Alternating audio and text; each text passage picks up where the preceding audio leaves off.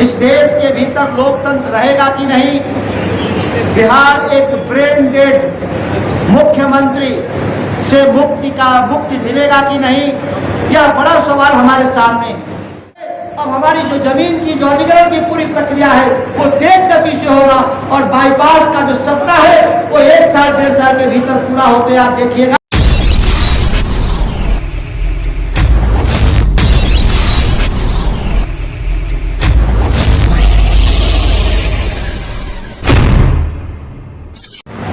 आज महागठबंधन के द्वारा कांग्रेस प्रत्याशी आदरणीय मुन्ना तिवारी जी के पक्ष में बक्सर में आयोजित महागठबंधन के कार्यक्रम का संचालन कर रहे प्रमोद ओझा जी, आदरणीय जिलाध्यक्ष मनोज पांडे जी, आदरणीय जिलाध्यक्ष शेषनाथ यादव जी, संतोष भारती जी, आदरणीय हम लोग के चाचा और पूर्व सांसद तेजनारायण यादव जी, हम सबों के लोकप्रिय उत्तर प्रदेश कांग्रेस कमेटी के अध्यक्ष पूर्व विधायक अजय राय जी,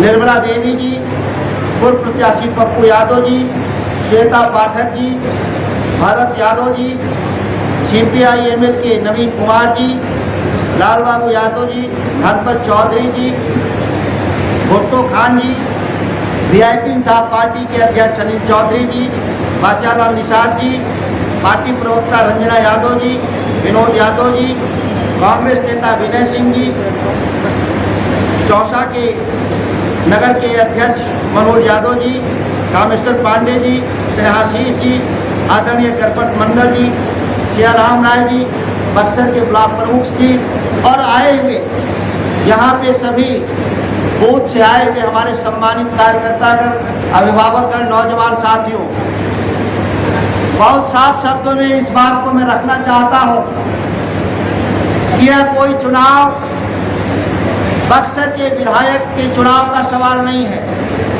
यह चुनाव इस देश में संविधान रहेगा कि नहीं, इस देश के भीतर लोकतंत्र रहेगा कि नहीं, बिहार एक ब्रेन डेड मुख्यमंत्री से मुक्ति मिलेगा कि नहीं, यह बड़ा सवाल हमारे सामने है।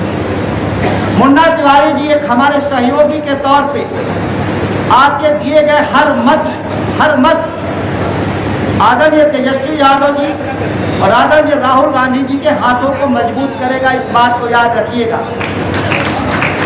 विपक्ष में रहते हुए हमारे आदरणीय विधायक जी जो भी संभव हुआ विकास के मुद्दे पर इन्होंने संघर्ष किया है।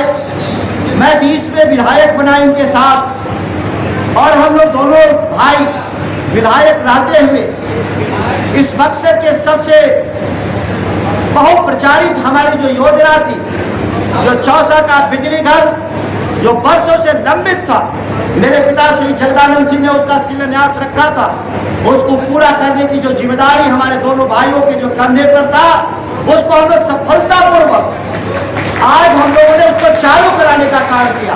15,000 करोड़ की योजना अगर हम लोग नहीं होते, इसलिए कि जो यहाँ के सांसद थे अश्विनी चौबे और भारत सरकार में मंत्री थे, वो डबल इंजन की सरकार से किसानों पे केवल लाठी बरसवाने का काम किया था, न कि उसको परियोजना को पूरा करने का काम किया था। जब वहाँ किसान गए अपने वाजिब मांगों के लिए, तो वाजिब मांग पूरा करने की जगह हमेशा उन पर लाठी चला और मुकदमे दर्ज किए गए। यह इतिहास कायम है और इसको उनके हटते ही इस योजना को हम लोगों ने चालू कराने का काम किया।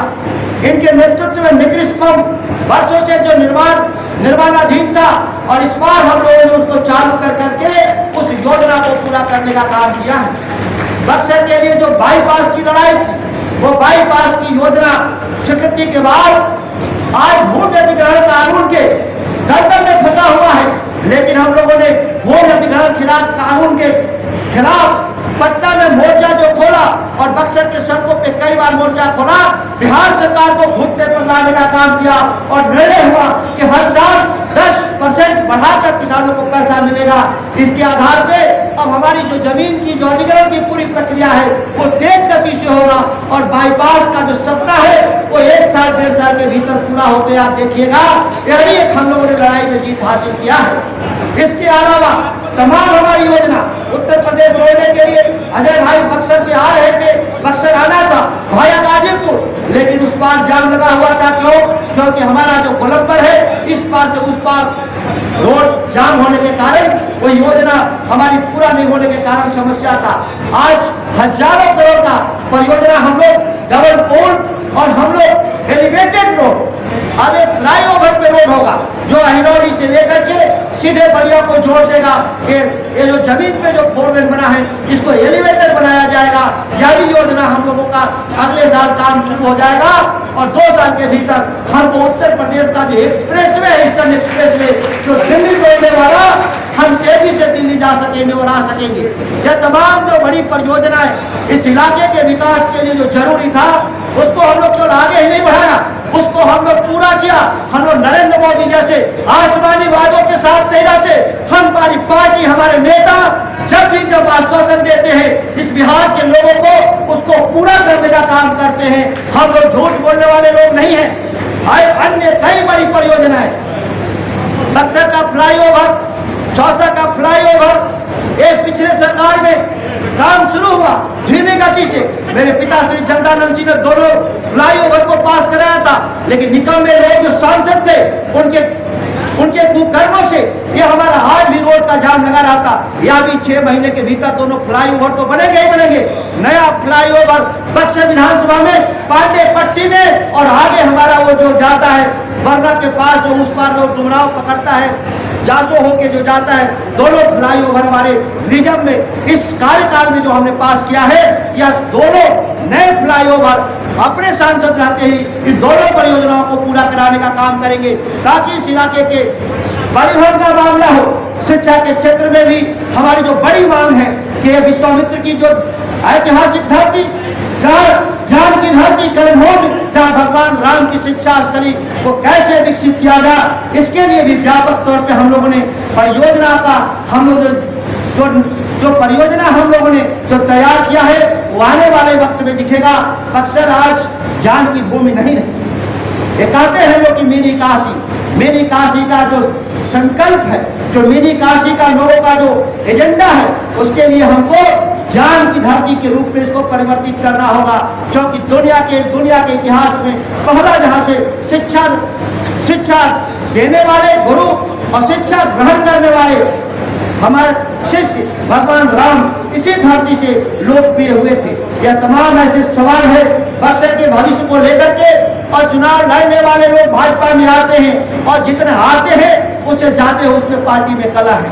आप देखते होंगे कि वो लोग विपक्ष से नहीं लड़ते, कांग्रेस मुन्ना तिवारी से नहीं लड़ते, वो वापस में ही लड़ते हैं और पुख्ता फूकने का काम करते हैं। पहले अपनी लड़ाई समाप्त हो जाएगी तब हमारे से लड़ाई लड़ेंगे।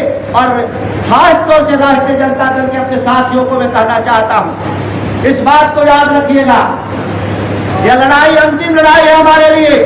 तेजस्वी यादव के मुख्यमंत्री बनने की अंतिम लड़ाई है। आप एक जो वोट देंगे वो तेजस्वी यादव के खाते में जाएगा, इस बात को याद रखिएगा। और आप वो जांबाज साथी हैं जो लोकसभा के भी चुनाव में महागठबंधन को बक्सर विधानसभा में जिताने का काम किया था। नहीं तो इतिहास में लोकसभा जरूर जीत जाते थे, लेकिन बक्सर विधानसभा हम हार जाते थे। जो मेरी जानकारी है, तेज नारायण चाचा हमारे जो पूर्वज हमारे यहाँ से 2-2 बार सांसद है, मेरे पिताजी तो सांसद जरूर थे लेकिन बक्सर विधानसभा में चुनाव जरूर हार गए थे। लेकिन आज इस बात का गर्व है हमको कि बक्सर विधान लोकसभा के और बक्सर जिला के चारों विधानसभा में लीड हुआ था। लोग कहते थे कि ये जनसंघ और आरएसएस का गढ़ है, और जनसंघ आरएसएस के गढ़ को और मिनी काशी, भैया तो काशी में ऐसा मोदी जी को झगड़ा था कि 6 राउंड पीछे चले। लोगों को पता ही नहीं था कि मोदी जी 6 राउंड पीछे चलेंगे।